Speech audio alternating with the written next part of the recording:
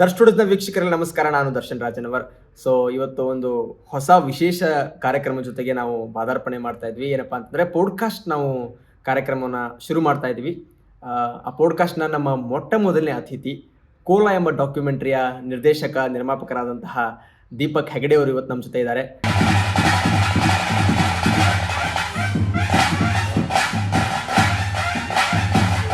So ನಮಸ್ಕಾರ sir. ನಮಸ್ತೆ. ದೀಪಕ್ ಹೆಗಡೆ ಅವರು ನಮ್ಮ ದರ್ಶನ ಕಾರ್ಯಕ್ರಮಕ್ಕೆ ಸುಸ್ವಾಗತ. ಸೊ ವಿಶೇಷತೆ ಏನಪ್ಪಾ ಅಂತಂದ್ರೆ ನಮ್ಮ ಮೊಟ್ಟ ಮೊದಲನೇ ಪಾಡ್ಕಾಸ್ಟ್ ನಿಮ್ ಜೊತೆಗೆ ಆಗ್ತಾ ಇದೆ. Thank you so much sir. I am so lucky. Thank you for this. Super. So ಇವತ್ತು ಉದ್ದೇಶ ಏನಪ್ಪಾ ಅಂತಂದ್ರೆ ನಾವು ಕೋಲಾ ಸಿನಿಮಾ ಬಗ್ಗೆ ಮಾತಾಡಬೇಕು ಅಲ್ಲ. ಸಿನಿಮಾ ಡಾಕ್ಯುಮೆಂಟ್ರಿ ನನಗೆ ಕ್ಲಾರಿಟಿ ಸಿಗ್ತಾ ಇಲ್ಲ, ನೀವೇ ಕ್ಲಾರಿಟಿ ಕೊಟ್ಬೇಡಿ. ಈಗ ಇದು ಡಾಕ್ಯುಮೆಂಟ್ರಿ ಫಿಲಮ್. ಇದು ಶೂಟ್ ಆಗಿರೋ ಸ್ಟೈಲು ಡಾಕ್ಯುಮೆಂಟ್ರಿ ಫಿಲಮ್. ಇದು ಅಂದರೆ ನಿಮಗೆ ಡ್ಯೂರೇಷನ್ ಜಾಸ್ತಿ ಇರೋದ್ರಿಂದ ಫೀಚರ್ ಲೆಂತ್ ಡಾಕ್ಯುಮೆಂಟ್ರಿ ಫಿಲಮ್ ಕ್ಯಾಟಗರಿಯಲ್ಲಿ ಬೀಳುತ್ತೆ. ಈಗ ಎಷ್ಟು ನಿಮಿಷ ಮಾಡಿದೆ? 93 ನಿಮಿಷ. 93 ನಿಮಿಷ ಸೆನ್ಸರ್ ಆಗಿದೆ. ಸೊ ನಾನು ಕೇಳ್ಪಟ್ಟಂಗೆ ನೀವು ಸಿನಿಮಾ ಯಾವಾಗ ಶುರು ಮಾಡಿದ್ರಿ, ಯಾವಾಗ ಮುಗಿಸಿದ್ರಿ? ಸರ್, ಇದು ಸಿನಿಮಾ ಸ್ಟಾರ್ಟ್ ಆಗಿದೆ 2021 ಮಾರ್ಚ್ ದೈವಾರಾಧನೆ ನಮ್ಮ ಅಣ್ಣನೂರಲ್ಲಿ ಇವತ್ತೂರು ಕಾರ್ಕಳಲ್ಲಿ ನಡಿಬೇಕಾರೆ ಫಸ್ಟು ಶೂಟ್ ಮಾಡೋಕ್ಕೆ ಹೋದ್ವಿ.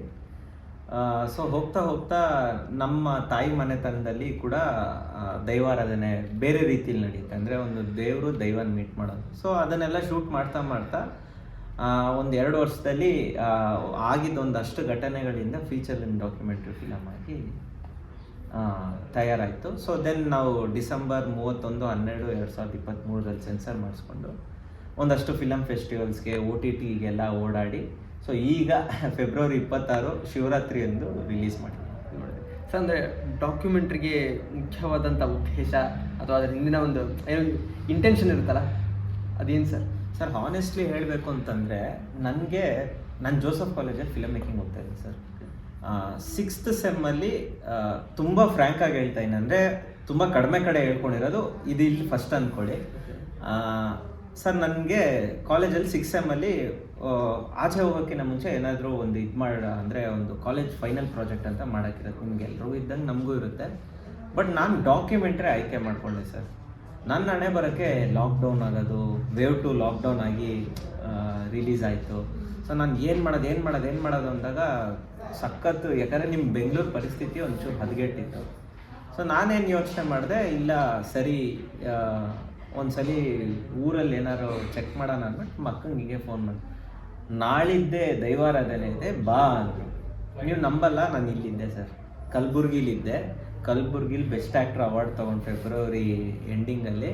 ಮಾರ್ಚ್ 2 ಐ ಗೆಸ್ ನಾನು ಬೆಂಗಳೂರಿಗೆ ಹೋಗಿ ಪ್ಯಾಕಪ್ ಮಾಡಿಕೊಂಡು ಶೂಟ್ ಇದೆಲ್ಲ ಸೀದಾ ಮಂಗ್ಳೂರಿಗೆ ಹೋಗಿ ಶೂಟ್ ಮಾಡಿದ್ವಿ ಸರ್. ಶೂಟ್ ಮಾಡಿ ಏಪ್ರಿಲ್ ಮಂತಲ್ಲಿ ನನ್ನ ಕಾಲೇಜ್ ಏನು ಪ್ರಾಜೆಕ್ಟ್ ಏನು ಪಾಸ್ ಆಗಬೇಕೋ ಅದಕ್ಕೆ ನಾನು ಏನೇನೆಲ್ಲ ಎಡಿಟ್ ಮಾಡ್ಬೋದು ಎಲ್ಲ ಮಾಡಿಕೊಟ್ಟೆ. ಬಟ್ ಅದು ಅನ್ರಿಲೀಸ್ ಆಗಬಾರ್ದು, ನಾನೇನು ಸ್ಟಾರ್ಟ್ ಮಾಡಿದ್ನೋ ಅದನ್ನು ನಾನು ಆಚೆ ತರಬೇಕು ಅಂತ ನಾನು ಎಡಿಟಿಂಗ್ ಎಲ್ಲ ಮುಗಿಸಿ ಎಲ್ಲ ರೆಡಿ ಮಾಡಿಕೊಂಡು ಇದು ಮಾಡಿದೆ ಸರ್.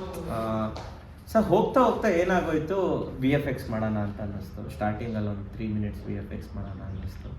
ಆಮೇಲೆ ಯಾಕೋ ಸರಿ ಹೋಗ್ತಾ ಇಲ್ಲ, ಇನ್ನೊಂದಷ್ಟು ರೀಶೂಟ್ ಮಾಡೋಣ ಅಂತೆಲ್ಲ ಅನ್ನಿಸ್ತು. ತಿರ್ಗಾ ಇನ್ನೊಂದು ಶೆಡ್ಯೂಲ್ ಪ್ಲ್ಯಾನ್ ಮಾಡಿದೆ ಸರ್. ಬೆಳೀತಾ ಹೆಂಗಾಗೋಯ್ತು ಅಂದರೆ 2022 ಕಾಲಿಡ್ತೀವಿ, VFX ಅನ್ನೋದು ನಮಗೆ ಇಷ್ಟನೇ ಆಗ್ತಾಯಿಲ್ಲ ಟೀಮ್ಗೆ. ನಾವು ಇನ್ನೂ ಏನೋ ಚೆನ್ನಾಗಿ ಕೊಡ್ಬೋದು, ಇನ್ನೂ ಏನೋ ಚೆನ್ನಾಗಿ ಮಾಡೋಣ. ಸೊ ನನಗೆ ಯಾರು ನನ್ನ ಇಂಡಸ್ಟ್ರಿಯಲ್ಲಿ ನನಗೆ ಯಾರ್ಯಾರು ಪರಿಚಯ ಇರ್ತಾರಲ್ಲ ಆ ಹಳೊಬ್ಬರೆಲ್ಲ ವಾಪಸ್ ಬರೋಕ್ಕೆ ಸ್ಟಾರ್ಟ್ ಆದರು. ಅಂದರೆ ನನ್ನ ಫ್ರೆಂಡ್ಸೇ. ಅಭಿಜಿತ್ ಶ್ರೀನಿವಾಸ್ ಅಂತ, ಅವರು VFX ಆರ್ಟಿಸ್ಟ್ ಅವರು ನಮ್ಮ ಸಿನಿಮಾಗೆ. ನಾನು ಆ್ಯಕ್ಟಿಂಗ್ ಕೋರ್ಸ್ ಮಾಡ್ತಾಯಿದ್ದೆ, ಅವರು ಮಲ್ಟಿಮೀಡಿಯಾ ಕೋರ್ಸ್ ಮಾಡ್ತಾಯಿದ್ರು. ಸೊ ಅವರು ಅಲ್ಲಿ ಪರಿಚಯ ಆಗಿದ್ದು. ವಾಪಸ್ ಅವರೇನೋ ಕಾರಣಾಂತರಗಳಿಂದ ನನಗೆ ಚಂದ್ರಲೇಟಲ್ಲಿ ಒಂದು ಕಡೆ ಟೀ ಕುಡಿತಾ ಇರ್ತೀನಿ, ನೀನೇನೋ ಇಲ್ಲಿ ಅಂತ ಅವ್ರು ಹೇಳ್ತಾರೆ, ನಾನೇನು ಇಲ್ಲಿ ನೀವು ಅಂತ ಕೇಳಿದಾಗ ಸೊ ಇಲ್ಲ ಈ ಥರ ಮಾಡ್ತಾ ಇದ್ದೀನಿ, ಸಿಗ್ಬೋದಾ? ಸೊ ಅವ್ರ ಜೊತೆ ಜರ್ನಿ ಆಗೋಕ್ಕೆ ಸ್ಟಾರ್ಟ್ ಆಯಿತು 2022 ಮಾರ್ಚಲ್ಲಿ.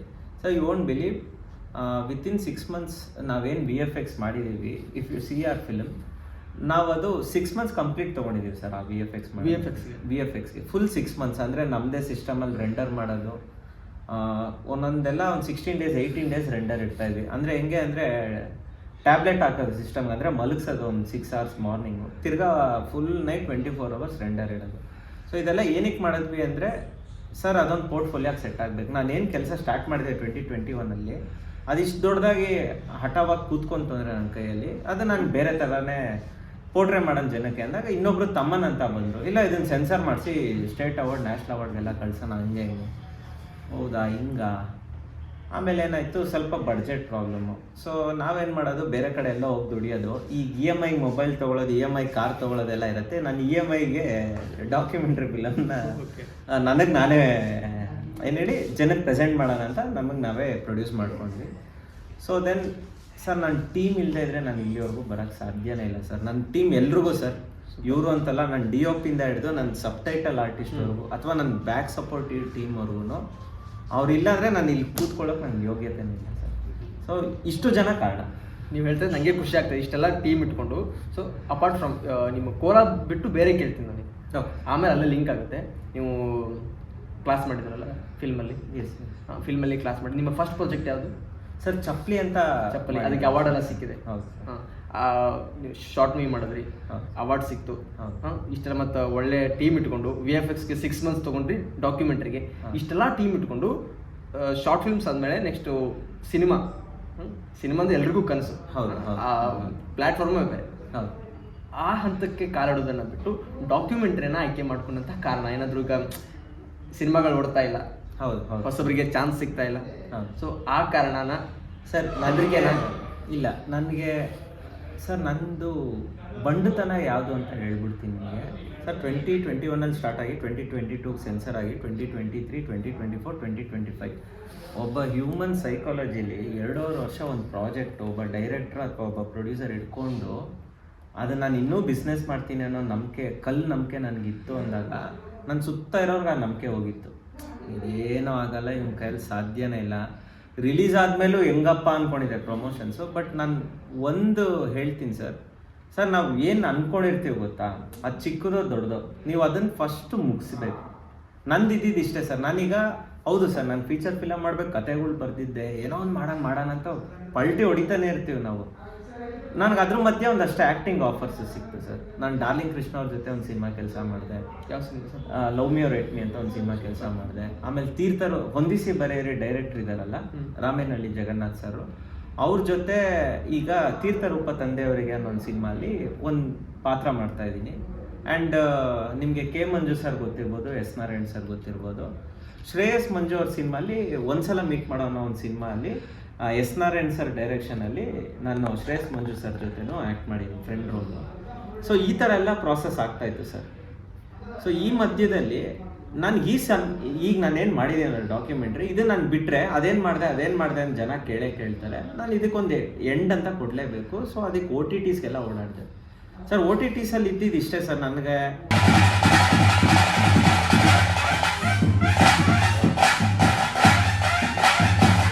ಮಗು ಅಂದರೆ ನನ್ನ ಡಾಕ್ಯುಮೆಂಟ್ರಿ ಒಂದು ದೊಡ್ಡ ಸ್ಥಾನದಲ್ಲಿ ನಿಂತ್ಕೊಂಡು ನೋಡಿ, ಇದು OTT, ಇದು ಥಿಯೇಟರ್ ರೈಟ್ಸು, ಇದು TV ರೈಟ್ಸು. ಅಂದರೆ ನನಗೆ ಒಂದು ಫೀಚರ್ ಫಿಲಮ್ ಮಾಡಿದ್ರೆ ಬ್ರದರ್, ಏನು ಪ್ರಿಪ್ರೇಷನ್ಸ್ ಇರಬೇಕು ನಿಮಗೆ, ಇನ್ಕ್ಲೂಡಿಂಗ್ ಮಾರ್ಕೆಟಿಂಗ್, ಏನು ಪ್ರಿಪ್ರೇಷನ್ಸ್ ಇರಬೇಕು ಅನ್ನೋದನ್ನ ಇಂಚು ಅಟ್ಲೀಸ್ಟ್ ನಾನು ತೋರಿಸ್ತಾ ಕೊಡ್ತು. ಸೊ ನೆಕ್ಸ್ಟ್ ಒಂದು ಕ್ವಶನ್ ಸರ್. ಈಗ ಹೊಸಬ್ರು ಸಿನಿಮಾ ಮಾಡಿದ್ರೇ OTT ಹೋಗಿ ಹೆದರ್ತಾರೆ.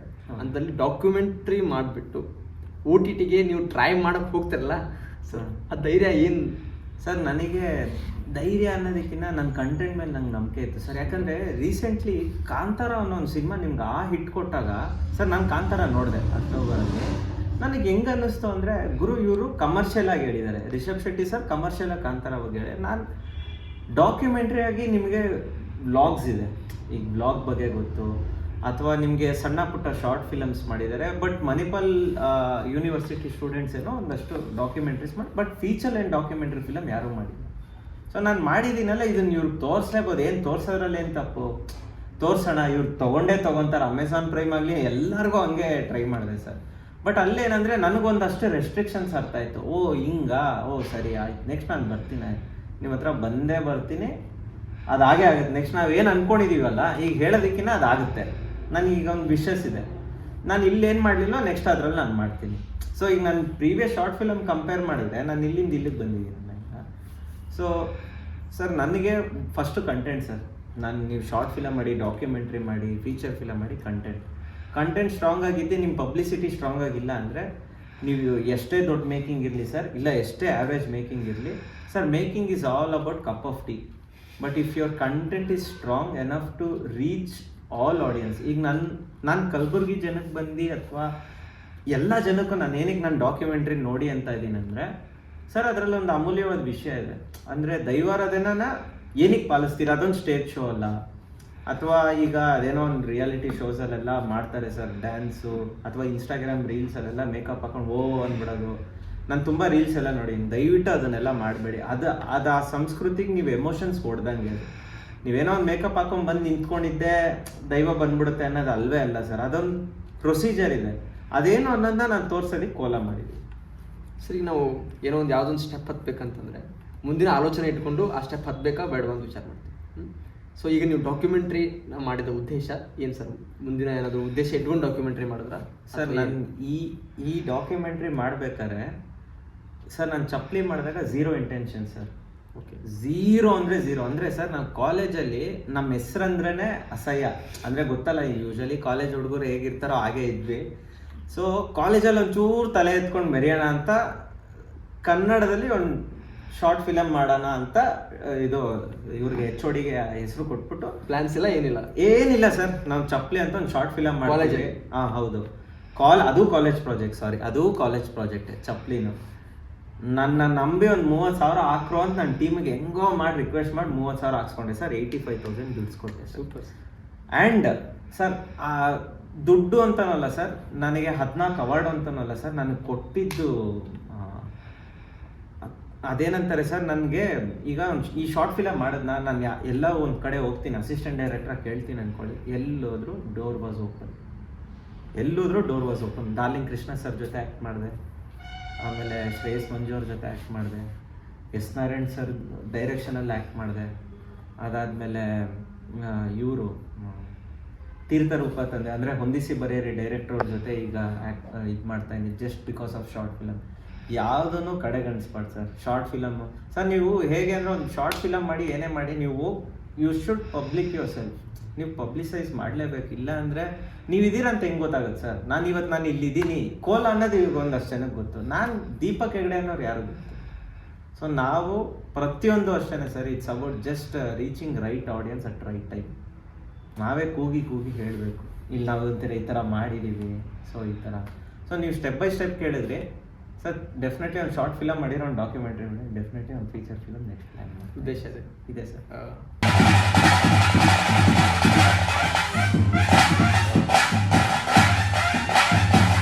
ಮುಂದಿನ ಹೆಜ್ಜೆ ಇಡಕ್ಕಂತೂ ತಯಾರಿರ್ತೀರಿ, ಆಬ್ವಿಯಸ್ಲಿ, ಪ್ರಶ್ನೆ ಕೇಳ್ಬೇಕಂತಿಲ್ಲ. ಬಟ್ ನಿರ್ದೇಶಕರಾಗಿ ಇಷ್ಟನಾ ಅಥವಾ ನಟನಾಗಿ? ಸರ್, ನಾನೀಗ ಬರೆಯೋ ಕತೆಗೆ ನಾನು ಫಿಟ್ಟಿನ ಅಂದರೆ ನಾನೇ ಆ್ಯಕ್ಟ್ ಮಾಡಬೇಕನ್ನೋ ಆಸೆ ಇದೆ ಸರ್. ಬಟ್ ಡೈರೆಕ್ಷನ್ ನನಗೆ ಯಾವಾಗಲೂ ಅಷ್ಟೇ ಸರ್, ನನಗೆ ಯಾವ್ದಾರ ಒಂದು ಕತೆ ಸ್ಟ್ರೈಕ್ ಆದಾಗ ನನಗೆ ಅದನ್ನು ಮಾಡಬೇಕು ಅನ್ನೋ ಕುತೂಹಲ 10 ವರ್ಷ ಆಗಲಿ 20 ವರ್ಷ ಆಗಲಿ ನಾನು ಮಾಡೇ ಮಾಡ್ತೀನಿ ಸರ್. ಅಂದರೆ ನಿರ್ದೇಶಕರಾಗಿ ನಟನಿಗಾಗಿ ಚಾನ್ಸ್ ಕೇಳೋಕ್ಕೆ ಇನ್ನೂ ಹುಡುಕ್ತಾ ಇದ್ದೀರಾ? ಇಲ್ಲ ಸರ್, ನಾನು ಆಲ್ರೆಡಿ ಈಗ ಒಂದಷ್ಟು ಫಿಲಮ್ಸಲ್ಲಿ ಸೈಡ್ ಆ್ಯಕ್ಟಿಂಗ್ ಮಾಡಿರೋದ್ರಿಂದ ನನಗೊಂದು ಪೋರ್ಟ್ಫೋಲಿಯೋ ಅಂತ ಇದೆ ಸರ್. ನಾನು ಅಸಿಸ್ಟೆಂಟ್ ಡೈರೆಕ್ಟ್ರಾಗಿ ಕೆಲಸ ಮಾಡಿದ್ದೀನಿ, ಆರ್ಟಿಸ್ಟ್ ಆಗೋ ಕೆಲಸ ಮಾಡಿದ್ದೀನಿ. ಸೊ ಈ ವರ್ಷ ಎಲ್ಲ ರಿಲೀಸ್ ಆಗ್ತಾಯಿದೆ, ಏನೋ ದೇವ್ರ ದಯ. ಈ ವರ್ಷ ಫಸ್ಟ್ ನನ್ನ ಡೈರೆಕ್ಷನ್ ಡಾಕ್ಯುಮೆಂಟ್ರಿ ಫಿಲಮ್ ರಿಲೀಸ್ ಆಯಿತು. ಈಗ ಮುಂದಿನ ದಿನಗಳಲ್ಲಿ ತೀರ್ಥರೂಪ ತಂದೆಯವರಿಗೆ ಸರ್ದು, ರಾಮೇನಹಳ್ಳಿ ಜಗನ್ನಾಥ್ ಸರ್ದು ರಿಲೀಸ್ ಆಗುತ್ತೆ. ಸೊ ನನಗೇನಂದರೆ sir, at the end of the day ನಾವೇನೇ ಮಾಡಿದ್ರು ಆ ಪ್ರಾಡಕ್ಟ್ಗೆ ಒಂದು ಡೆಸ್ಟಿನಿನ ರೀಚ್ ಮಾಡಿಸ್ಬೇಕು. ಅದು ಯಾವತ್ತೊಬ್ಬ ಫಿಲಮ್ ಮೇಕರ್ ಆಗಿ ನಾನು ಕಲ್ತಿದ್ದೀನಿ.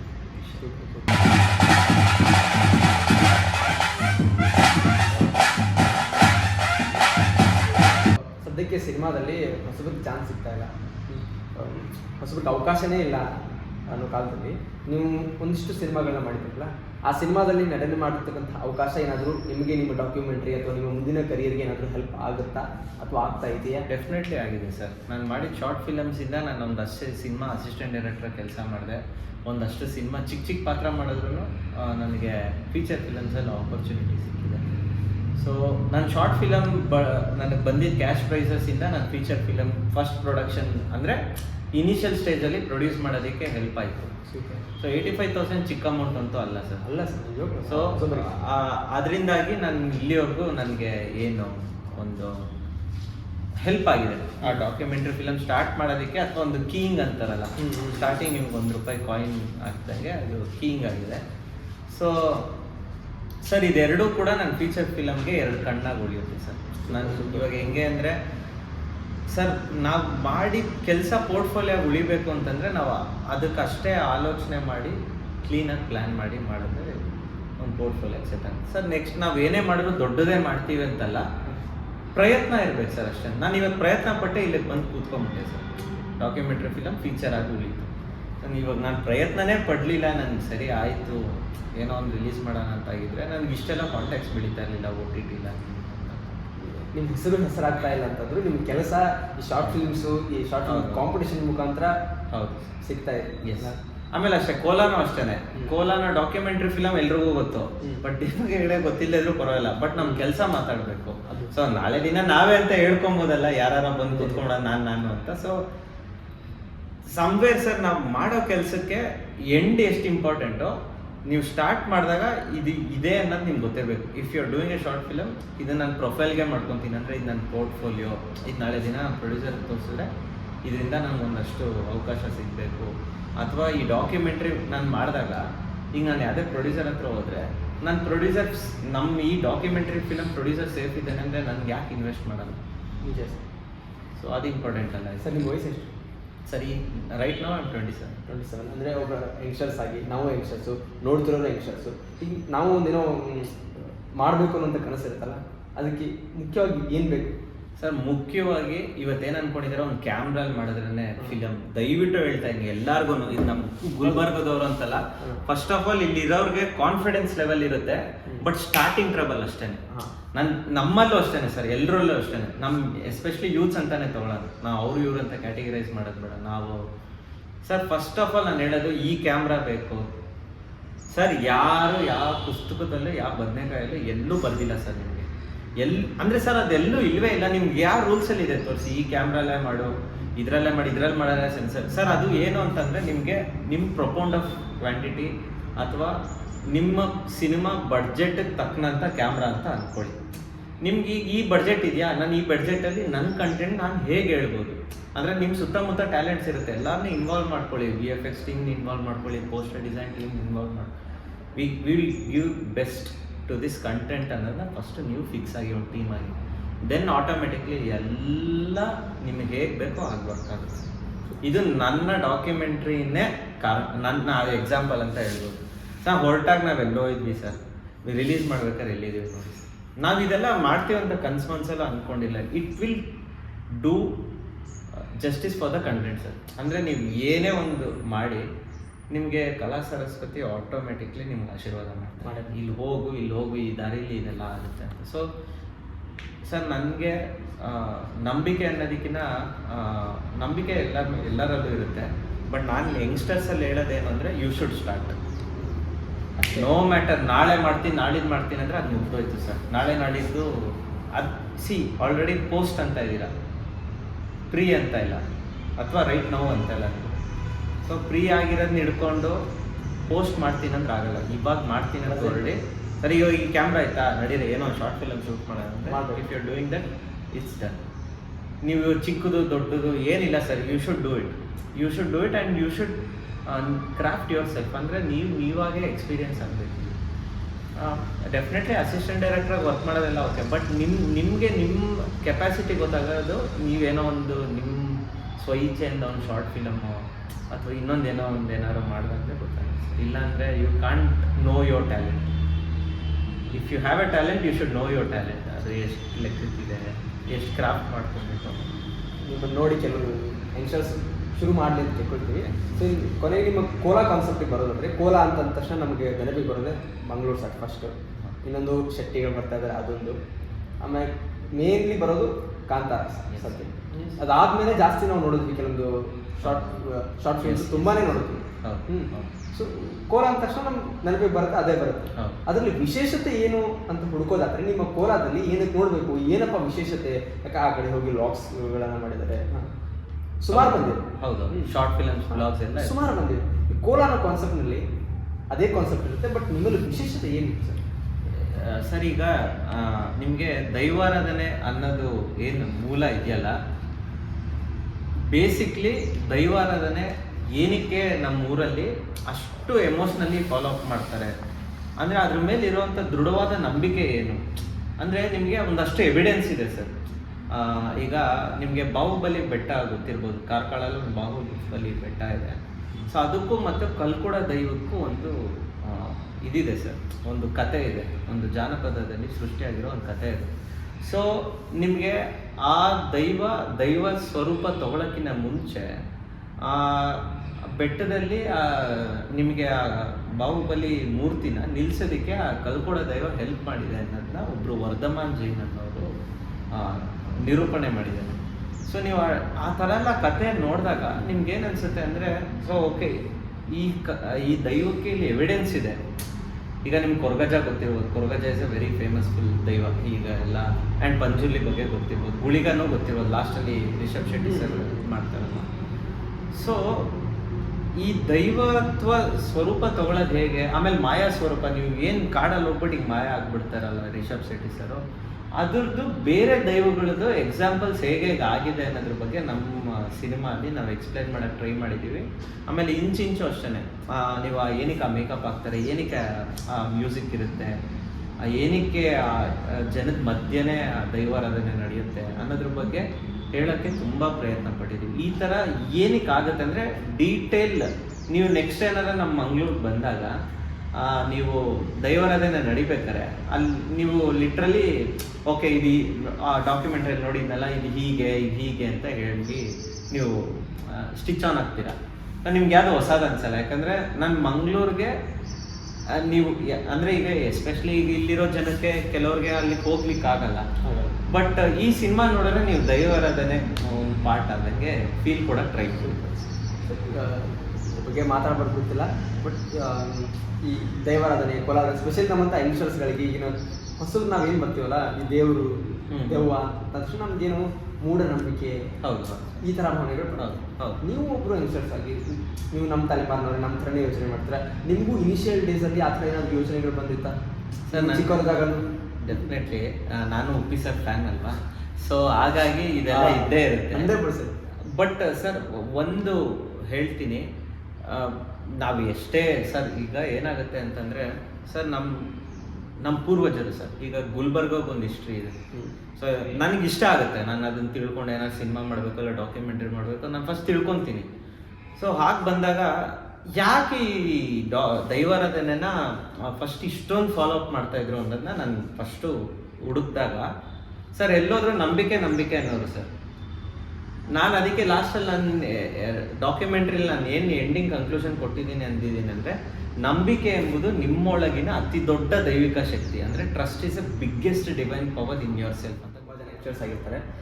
ನಮಗೆ ಅಂದರೆ ಈಗಿನ ಜನ್ರೇಷನಲ್ಲಿ ನಮ್ಮ ವಯಸ್ಸಿಗೆ ಈ ದೇವರು ಗೀಮ್ರು ಅಂದ ತಕ್ಷಣ ಏನು ಬರುತ್ತೆ, ಒಂದು ಸ್ವಲ್ಪ ಟ್ರಸ್ಟ್, ಇದೆಲ್ಲ ನಿಜವಾಗಿರುತ್ತಾ ಇಲ್ಲೋ ಗೊತ್ತಿಲ್ಲ. ಹಾಗೆ ನಿಮಗೂ ಚಿಕ್ಕವರಿದ್ದಾಗ ಅಥವಾ ಏನಾದರೂ ಆ ಟ್ರಸ್ಟ್ ಇದ್ದ? ನಾನು ಒಬ್ಬ ಉಪ್ಪಿ ಸರ್ ಫ್ಯಾನೇ. ಅದು ಸಿನಿಮಾ ಅಲ್ಲ ಅಥವಾ ವೇದವಾಕ್ಯವಾಗಿ ಹೇಳೋಕ್ಕೆ ಚೆನ್ನಾಗಿರುತ್ತೆ. ಬಟ್ ಇದಕ್ಕೊಂದು ಸಣ್ಣ ಎಕ್ಸಾಂಪಲ್ ಕೊಟ್ಟು ನಿಮಗೆ ಹೇಳಕ್ಕೆ ಇಷ್ಟಪಡ್ತೀನಿ. ಈಗ ನೀವು ಒಂದು ಕಡೆ ಇಲ್ಲಿಂದ ಒಂದು ಕಡೆ ಹೊರಡಬೇಕು ಅಂತಿರ್ತೀರಿ, ಈ ಇಂಟರ್ವ್ಯೂ ಮುಗೀತು, ನೆಕ್ಸ್ಟ್ ಒಂದು ಗಾಡಿಯಲ್ಲಿ ಈಗ ಪೆಟ್ರೋಲ್ ಇರುತ್ತೆ ಗಾಡೀಲಿ, ಹೊರಡ್ತೀರಾ, ನೀವು ಇಲ್ಲಿಂದ ಎಲ್ಲಿಗೆ ಹೋಗ್ಬೇಕು ಅಲ್ಲಿಗೆ ತಲುಪ್ತೀರಾ ಒಂದು. ಸೊ ನಿಮಗೇನು ಡಿಸ್ಟರ್ಬೆನ್ಸ್ ಆಗಲಿಲ್ಲ. ಸೊ ಪೆಟ್ರೋಲ್ ಇದೆ ಗಾಡೀಲಿ, ಗಾಡಿ ಸ್ಟಾರ್ಟ್ ಮಾಡ್ತೀರಾ, ಗಾಡಿ ಸ್ಟಾರ್ಟ್ ಆಗಲ್ಲ, ಹೋಗೋ ದಾರಿಗೆ ತಲುಪಕ್ಕಾಗಲ್ಲ. ಸೊ ಗಾಡೀಲಿ ಪೆಟ್ರೋಲ್ ಇದ್ದು ಗಾಡಿ ಪ್ರಾಬ್ಲಮ್ ಇಲ್ಲ, ನಮ್ಮ ಪ್ರಾಬ್ಲಮ್ ಇಲ್ಲ, ನಮ್ಮ ಟೈಮ್ ಪ್ರಾಬ್ಲಮ್, ಏನೋ ಒಂದು ನಿಮ್ಮ ಮೈಂಡಲ್ಲೂ ಮ್ಯಾಲ್ ಫಂಕ್ಷನ್ ಆಗುತ್ತೆ. ನೆಕ್ಸ್ಟ್ ಇನ್ನೊಂದು ಹೇಳ್ತೀನಿ, ಇಲ್ಲಿಂದ ಹೊರಡ್ತೀರಾ, ನೀವು ಹೋಗೋ ಡೆಸ್ಟಿನೇಷನ್ಗೆ ಹೋಗ್ಬೇಕಾದ್ರೆ ಮಧ್ಯ ಗಾಡಿ ನಿಲ್ಲುತ್ತೆ, ನೀವು ಅಲ್ಲಿಂದ ನಿಮಗೆ ಒಂಥರ ನಂದೇನು ಟೈಮ್ ಬರೋ ಅವ್ನು ಇಂಟರ್ವ್ಯೂಗೆ ಹೋದೆ ಎಲ್ಲರ ಮೇಲೆ ರೇಗಾಡೋಕ್ಕೆ ಸ್ಟಾರ್ಟ್ ಮಾಡ್ತೀರಾ. ಅಂದರೆ ನಿಮಗೆ ಟ್ರಸ್ಟ್ ಇಶ್ಯೂಸ್ ಇದೆ ಅಂತ ಆಯ್ತು. ಈಗೇನೋ ನಿಮ್ಮ ಗಾಡಿ ಮೇಲೆ ಟ್ರಸ್ಟ್ ಇಲ್ಲ ಅಥವಾ ಪೆಟ್ರೋಲ್ ಇದ್ದು ಹಿಂಗಾಗಿದೆ, ಏನೋ ಒಂದು ಟ್ರಸ್ಟ್ ಇಶ್ಯೂಸ್ ಅಲ್ವಾ. ಎವ್ರಿಥಿಂಗ್ ಯುವರ್ ಬ್ರೈನ್ ಮ್ಯಾಲ್ ಫಂಕ್ಷನ್ ಆಸ್ ಈ ಏನು ಗುರು ಹಿಂಗಾಗೋಯ್ತು ಅನ್ನೋದು ಒಂದು ಬರುತ್ತೆ ನಿಮಗೆ. ಅಂದರೆ ಕಂಪ್ಲೀಟ್ಲಿ ಮ್ಯಾಲ್ ಫಂಕ್ಷನ್, ನಂಬಿಕೆಯಿಂದ ಒಂದು ಕರಡು ಬಂತು. ಯೂನಿವರ್ಸಲ್ಲಿ ಗಾಳಿ, ನೀರು, ಬೆಂಕಿ, ಇದಕ್ಕೆ ಯಾವುದಕ್ಕೂ ನಾವು ಟ್ಯಾಕ್ಸ್ ಕಟ್ತಾ ಇಲ್ಲ. ಸದ್ಯಕ್ಕೆ ಗೌರ್ಮೆಂಟ್ ಅವ್ರು ಅದಕ್ಕೆಲ್ಲ ಟ್ಯಾಕ್ಸ್ ಹಾಕಿಲ್ಲ, ಟ್ಯಾಕ್ಸ್ ಕಟ್ತಾ ಇಲ್ಲ. ಮುಂದೆ ಬರ್ಬೋದು. ಮುಂದೆ ಬರ್ಬೋದೇನೋ ಗೊತ್ತಿಲ್ಲ, ಇನ್ನೊಂದು 100-200 ವರ್ಷಕ್ಕೆ ಅದು ಗೊತ್ತಿಲ್ಲ. ಸದ್ಯಕ್ಕೆ ಇಲ್ವಲ್ಲ, ನಾವು ಪುಣ್ಯವಂತರು. ನಿಜ. ಸೊ ಅಲ್ಲಿ ಯೂನಿವರ್ಸ್ ಬಂತು, ನಂಬಿಕೆ ಅನ್ನೋ ಪದ. ಇವಾಗ ನಾವು ಹೂ ಕಟ್ಕೊಂಡು ಒಂದು ಸ್ವಲ್ಪ ದಿನ ಇರ್ತೀನಿ ಅಂದ್ರೆ ಆಗುತ್ತಾ? ನೆಕ್ಸ್ಟ್ ಇನ್ನೊಂದು 5 ನಿಮಿಷಕ್ಕೆ ಸಾಯ್ತೀನಿ. ಸೊ ಹಾಗಿದ್ದಾಗ ನಂಬಿಕೆ ಅನ್ನೋ ಪದಕ್ಕೊಂದು ವ್ಯಾಲ್ಯೂ ಇದೆ. ವ್ಯಾಲ್ಯೂ ಅಲ್ಲ, ಇಟ್ಸ್ ಲೈಕ್ ಡೈಲಿ ನಿಮ್ಮ ಲೈಫಲ್ಲಿ ರೋಟೀನಾಗಿ ಅದು ಪರ್ಫಾರ್ಮ್ ಮಾಡ್ತಾನೇ ಇರುತ್ತೆ. ಸೊ ಹಾಗಿದ್ದಾಗ ನನ್ನ ಪ್ರಕಾರ ನಮಗೆ ಗೊತ್ತಿಲ್ಲದೆ ಇರೋಂಥ ಸುಪೀರಿಯರ್ ಪವರ್ಸ್ ತುಂಬ ಇದೆ ಯೂನಿವರ್ಸಲ್ಲಿ. ಸೊ ಅದು ನಿಮಗೆ ಡೇ ಟು ಡೇ ಆ್ಯಕ್ಟಿವಿಟೀಸಲ್ಲಿ ಕಾಣಿಸ್ಕೊಳ್ಳುತ್ತೆ, ಅಥವಾ ಡೇ ಟು ಡೇ ಲೈಫಲ್ಲೂ ಕೂಡ ನಿಮಗೆ ಪೋರ್ಟ್ರೇ ಆಗುತ್ತೆ. ಅಥವಾ ಈಗ ಇನ್ನೊಂದು ಎಕ್ಸಾಂಪಲ್, ನಿಮಗೆ ಮಂಗಳವಾರ ದುಡ್ಡು ಕೊಟ್ಟು ಬಂತು ಅಂದರೆ ನಿಮ್ಗೆ ಅಲ್ಲಿಂದ ಹಿಡಿದು ನೆಕ್ಸ್ಟು ನಿಮಗೆ ಮಂಗಳವಾರ ದುಡ್ಡು ಬಂತು ಅಂದರೆ ನಿಮ್ಗೆ ಲೈಫ್ ಲಾಂಗ್ ದುಡ್ಡು ಬರ್ತಾನೆ ಇರುತ್ತೆ ಅಂತಾರೆ. ಅಂದರೆ ಎಲ್ಲ ಒಂದು ಪೀರಿಯಡ್ವರೆಗೂ ದುಡ್ಡು ಬರ್ತಾನೆ ಇರುತ್ತೆ ಅಂತ. ಸೊ ಇದೆಲ್ಲ ಏನು ಅಂದರೆ ಸೂಪರ್ಸ್ಟಿಷಿಯಸ್ ಬಿಲೀಫ್ ಅಂತೀರಾ, ಇಲ್ಲಾಂದರೆ ಮ್ಯಾನಿಫೆಸ್ಟೇಷನಾ, ಇಲ್ಲ ವಾಟ್ ಈಸ್ ದಿಸ್ ಅಸಂಪ್ಷನಾ? ಈಗ ಅಸಂಪ್ಷನ್, ಇವ್ನಿಗೆ ಹಂಗೆ ಆಗ್ಬಿಡುತ್ತೆ, ನನಗೆ ಹಿಂಗೆ ಆಗ್ಬಿಡುತ್ತೆ, ನೀನು ಸೂಪರ್ ಸ್ಟಾರ್. ಸೊ ಅದೆಲ್ಲ ಏನೊಂದು ಅಸಂಪ್ಷನ್, ಮ್ಯಾಲ್ ಫಂಕ್ಷನ್, ಇದನ್ನೆಲ್ಲ ನಾವು ಕ್ವಶನ್ ಮಾಡ್ಕೊಂಡು ಹೋದರೆ ನಾವು ಮಾಡೋ ಕೆಲಸ ಮಾಡಲ್ಲ. ಅಂದರೆ ನಮ್ಗೆ ಆಲ್ರೆಡಿ ಟ್ರಸ್ಟ್ ಇಶ್ಯೂಸ್ ಇದೆ ಅಂತ ಆಯಿತು. If someone is believing something, ನಾವು ಅದನ್ನು ಅವ್ರ ಎಮೋಷನ್ಸಿಗೆ ಬಿಟ್ಕೊಡ್ಬೇಕು. ಸೊ ಅದಕ್ಕೆ ನಾನು ಈ ಡಾಕ್ಯುಮೆಂಟ್ರಿ ಮಾಡೋಕ್ಕೂ ಕಾರಣ. ಅಂದರೆ ಈಗ ನೀವೇನೋ ನಂಬಿರ್ತೀರ, ಅದು ನಿಮ್ಮ ನಂಬಿಕೆಗೆ ನಾನು ಬಿಟ್ಬಿಡ್ಬೇಕು. ಇದನ್ನ ಯಾಕೆ ನಂಬೇಡ, ಇದೆಲ್ಲ ಸರಿ ಇಲ್ಲ. No, I don't have that right to tell you. So ಅದು brother. So somewhere you should have that trust. ಅಂದರೆ ದೇವ್ರು ಇಲ್ಲ ಅಂತಲೂ ಹೇಳ್ತಲ್ಲ, ದೇವ್ರು ಇದ್ದಾನೆ ಅಂತನೂ ಅಲ್ಲ, but you can't damage someone's emotion. ನಿಮ್ಮ ಟ್ರಸ್ಟ್, ಏನು ಆ ಪವರ್ಸ್, ಆಮೇಲೆ ನೀವು ಶೂಟ್ ಮಾಡ್ತಕ್ಕಂಥ ಪ್ರಕೃತಿ ನಿಮ್ಮ ಕೋಲಾಗಿ ಸಪೋರ್ಟ್, ಅಂದರೆ ಆ ಡಾಕ್ಯುಮೆಂಟ್ರಿಗೆ ಸಪೋರ್ಟ್ ಮಾಡ್ತಾರೆ. 100% ಮಾಡ್ತೀವಿ ಸರ್. ನಾನು ಹೇಳ್ತೀನಿ, ನಾನು ಶೂಟಿಂಗ್ ಮಾಡ್ಬೇಕಾದ್ರೆ 1% ಕೂಡ ಅಡೆತಡೆ ಆಗಲಿಲ್ಲ. ಒಂದೇ ಒಂದು ರಾಜಂತರ ಹೋದೆ, ರಾಜಂತರ ಬಂದ್ವಿ. ಎಷ್ಟು ದಿನ ಶೂಟ್ ಮಾಡ್ತೀವಿ ಸರ್? ನಾನು 12 ಡೇಸ್ ಶೂಟ್ ಮಾಡಿ 3 ಕಾಲ್ ಶೀಟ್ಸ್ ಮಾಡೋದು. ಸೂಪರ್. ಸೊ ಒಂದು ಕಾರ್ಕಳ 20 ಮನೆ ತಂದಲ್ಲಿ ಶೂಟ್ ಮಾಡೋಕ್ಕೆ ಅವ್ರಿಗೂ ಟ್ಯಾಂಕ್ಸ್, ಮಾಳೆ ಹೆಗ್ಗಡ್ತಿ ಕುಟುಂಬಕ್ಕೆ ಟ್ಯಾಂಕ್ಸ್ ಹೇಳಬೇಕು, ಮತ್ತು ಕಾರ್ಕಳ 20 ಮನೆ ತನಕ್ಕೂ ಟ್ಯಾಂಕ್ಸ್ ಹೇಳಬೇಕು. And doctor Lakshmi Prasad, Vardhaman Jain sir, ನಕ್ರಪರ್ವ, ಆನಂದ್ ಕೆಲ್ಲಪುತ್ತಿಗೆ ಹಾಗೂ Muniraj Chouta sir, thank you so much. ಇವರೆಲ್ಲ ಸೇರಿಸಿ ನಮ್ಗೆ ನರೇಷನ್ ಮಾಡಿದ್ದಾರೆ. ಆಮೇಲೆ ನಮ್ಮ ಟೆಕ್ನಿಷಿಯನ್ಸ್ ಎಲ್ಲರಿಗೂ ಟ್ಯಾಂಕ್ಸ್ ಹೇಳ್ತೀನಿ. ಸೊ ನಾನು ಒಂದು 12 ಡೇಸಲ್ಲಿ ಶೂಟಿಂಗ್. ನೆಕ್ಸ್ಟ್ ಆಡಿಯನ್ಸ್ ನೋಡ್ತಾ ಅವ್ರಿಗೂ ಥ್ಯಾಂಕ್ಸ್ ಹೇಳ್ತಿದ್ದಾರೆ ಸರ್. ಎಸ್ಪೆಷಲಿ ನನ್ನ ಗುಲ್ಬರ್ಗ ಮಂದಿಗಾಗೂ ಬೆಳಗಾವಿ ಮಂದಿಗೆ, ಮತ್ತು ಎಸ್ಪೆಷಲಿ ಇಂಟರ್ವ್ಯೂ ಮಾಡಿಕೊಟ್ಟಿದ್ದು ನಮ್ಮ ಬ್ರದರ್ಗೆ. He is an artist. ಇವ್ರಿಗೂ ಒಳ್ಳೇದಾಗಲಿ. Actually I saw is trailer. ನನಗೆ ಅಲ್ಲ ಇಲ್ಲ, ಫಸ್ಟ್ ಇವ್ರು ಟ್ರೈಲರ್ ನೋಡಿದ್ರೆ ನಂಗೆ ತುಂಬ ಖುಷಿ ಆಯಿತು. ಸೊ ಕೋಲಾ ಬಗ್ಗೆ ಹೇಳಬೇಕು ಅಂತಂದರೆ, ಈ ಸಿನಿಮಾಯಿಂದ ನಿಮ್ಗೆ ಒಂದಷ್ಟು ಗೊತ್ತಿಲ್ಲದೆ ಇರೋ ಅಷ್ಟು ಸೀಕ್ರೆಟ್ಸ್ ಅಂತಲೇ ಹೇಳ್ಬೋದು. ಸೀಕ್ರೆಟ್ಸ್ ಅಂದರೆ ನಿಮ್ಗೆ ಗೊತ್ತಿಲ್ಲದೆ ಇರೋ ಇಂಟ್ರೆಸ್ಟಿಂಗ್ ಫ್ಯಾಕ್ಟ್ಸ್ ಗೊತ್ತಾಗುತ್ತೆ ದೈವಾರಾಧನೆ ಬಗ್ಗೆ, ಹಾಗೂ ಮಂಗಳೂರಿನ ಕಲ್ಚರು ನಾವೆಲ್ಲ ಕಡೆ ಹೊರಡ್ಸೋದಕ್ಕೆ ಪ್ರಯತ್ನ ಪಟ್ಟಿದ್ದೀವಿ. ನೀವೆಲ್ಲರೂ ಸೇರಿಕೊಂಡು ನನಗೆ ಬೆಂಬಲಿಸಿ. ವೇದಸ್ಯ ಮ್ಯೂಸಿಕ್ ಅನ್ನೋ ಯೂಟ್ಯೂಬ್ ಚಾನಲಲ್ಲಿ ಕೋಲಾ ಡಾಕ್ಯುಮೆಂಟ್ರಿ ಫಿಲಮ್ ರಿಲೀಸ್ ಆಗಿದೆ, ದಯವಿಟ್ಟು ನೋಡಿ. ಆ ಲಿಂಕನ್ನು ನಾವು ಡಿಸ್ಕ್ರಿಪ್ಷನ್ ಕೂಡ ಹಾಕಿರ್ತೀವಿ. ಅವ್ರು ಕಮೆಂಟ್ ಮಾಡಿ ಮತ್ತು ಹೊಸ ಪ್ರಾಜೆಕ್ಟ್ಗಳಿಗೆ ಅವ್ರಿಗೊಂದು ಪ್ರೋತ್ಸಾಹ ಸಿಗಲಿ. ಸೊ ಇಷ್ಟೊತ್ತವರೆಗೂ ನಮ್ಮ ಜೊತೆ ಸಮಯ ಹಂಚ್ಕೊಂಡಿದ್ದಕ್ಕೆ thank you so much sir. Thank you so much for this interview. Vaibhav sir, thank you so much. And ನಾನು ಯಾವಾಗಲೂ ಅಭಾರವಾಗಿರ್ತೀನಿ. ನನಗೆ ಇಲ್ಲಿ ಯಾವಾಗಲೂ ಬಂದಾಗ ಕಲಬುರ್ಗಿ ಆಗಲಿ ಅಥವಾ ಎಲ್ಲೇ ಹೋದಾಗಲೂ ಕೂಡ ಫಿಲಮ್ ಫೆಸ್ಟಿವಲ್ಸ್ಗೆ ನನಗೆ ಈ ಥರ ಸಣ್ಣ ಪ್ರಯತ್ನನೇ ನಾನು ದೊಡ್ಡ ಎಫರ್ಟ್ಸ್. ಸರ್, ಇವತ್ತು ನಾವು ಮೊಟ್ಟ ಮೊದಲೇ ಪಾಡ್ಕಾಸ್ಟ್ ನಿಮ್ಮ ಜೊತೆ ಮಾಡಿದ್ದೀವಿ. Thank you so much. ಮುಂದೆ ಇನ್ನೂ ಒಳ್ಳೆ ಕ್ವಾಲಿಟಿಲಿ ನೀವು ಒಂದು ದೊಡ್ಡ ಸ್ಟಾರ್ ಆದಮೇಲೆ ಖಂಡಿತವಾಗ್ಲೂ ನಾನೇ ಬರ್ತೀನಿ ಸರ್, ನಾನೇ ಬರ್ತೀನಿ. ಮಾಡೋಷ್ಟು ಬೆಳೀಲಿ ಅಂತ ಕೇಳ್ಕೊಳ್ತಾ, ಕೋಲಾನ ನೀವು ಎಲ್ಲರೂ ಯೂಟ್ಯೂಬ್ ಚಾನಲ್ ನಾವು ಡಿಸ್ಕ್ರಿಪ್ಷನಲ್ಲಿ ಲಿಂಕ್ ಹಾಕಿರ್ತೀವಿ, ಹೋಗಿ ದಯವಿಟ್ಟು ನೋಡಿ, ಸಪೋರ್ಟ್ ಮಾಡಿ. ಇಲ್ಲಿವರೆಗೂ ಸಮಯ ಕಾದು ನೋಡಿದ್ದಕ್ಕೆ ಧನ್ಯವಾದಗಳು. Thank you so much.